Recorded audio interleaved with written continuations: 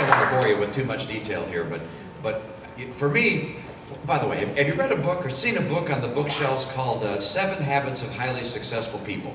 I'm seeing a couple of nodding heads here. You see, it was a bestseller for a number of years. I think it's still out there. I have 7 habits for highly successful economies, and they won't surprise you. One is to have a corporate tax rate and a sub-S corporation tax rate that's competitive with the rest of the world, or lower. 2 is to have regulations that are modern and updated, and bureaucracy that's not overwhelming and burdensome. 3 is to make sure you have trade policies with other nations that favor us, not just them. 4 is to have energy policies that keep the cost of energy down and allow us not to send money outside our nation that we don't have to be sending outside our nation. 5 is to have the rule of law, to make sure that decisions of government aren't made on the basis of crony capitalism, but instead based on fairness. 6 is to have great schools, best in the world. And 7 is to have a government that doesn't spend more than it takes in year after year, because if it does, you create uncertainty about the value of the currency down the road. People don't want to invest with that kind of uncertainty. Those are 7 habits of highly successful economies. And over the last 2 years, we have gone in the wrong direction on every single one of them. This president just doesn't get what it takes to make America, once again, a highly successful, robust economy, creating jobs and seeing higher incomes for Americans. And we're going to change that.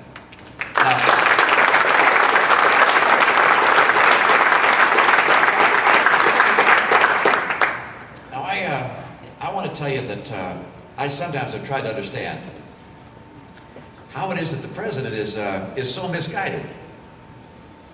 And I mentioned lack of experience. I also think he may be getting some inspiration from our European friends. Because when their economy was in trouble, they spent more money and borrowed more money. And like the Europeans, when their energy was an issue, they raised the cost of energy with cap and trade.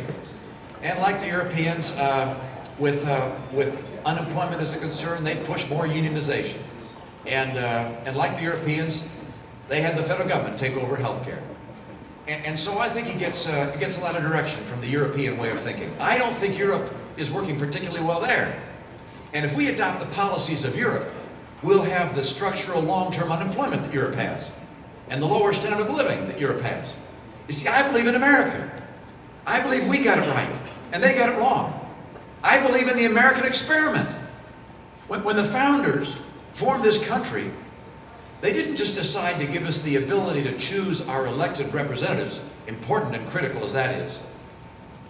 They also gave us the right to choose our course in life, to decide what we wanted to be. The circumstance of birth would not be a limit to what an American could aspire for. And so we became the place on the planet that every entrepreneur, every innovator, every freedom lover wanted to come. And come they did. It's who we are. That entrepreneurial, innovative, pioneering, freedom-loving spirit is what's allowed our economy to outperform those of the rest of the world. It's what makes us who we are economically. I love the fact that America has free enterprise. I like free enterprise. I know a number of you work in small businesses or large businesses. I don't think the president likes you very much. I'm kidding a bit. But I don't think he recognizes how critical it is that entrepreneurs are able to keep their funds and invest in hiring more people and growing. I love what you do. I love capitalism and free enterprise. I love the Constitution. I recognize in the Constitution, by the way, that when the decision was made by the founders as to whether the power that would relate most directly to our citizens, things like healthcare and education and our roads and so forth, those things would not be decided in Washington. They instead would be decided by the states. We call that federalism. States are going to be the places where most of the political power exists that affects us day to day. I love the Constitution. I love the principle of federalism. I'm afraid that's being shredded today by many in Washington. I love the greatness of America. I was shocked with the president's first days in office. You see, I see America as the greatest nation in the history of the earth. Not just for all of our sacrifices, extraordinary as they are. Think what America has done. Our free enterprise system, by the way, having been copied in some degree by other nations like China, is freeing millions of people from poverty. But it's the sacrifice of our sons and daughters in wars. In the past, from the sands of the beaches of Normandy to the valley of the Hindu Kush today, that has freed people from tyranny. This is the greatest nation in the history of the earth, and there is no reason the President of the United States should go around the world apologizing for America.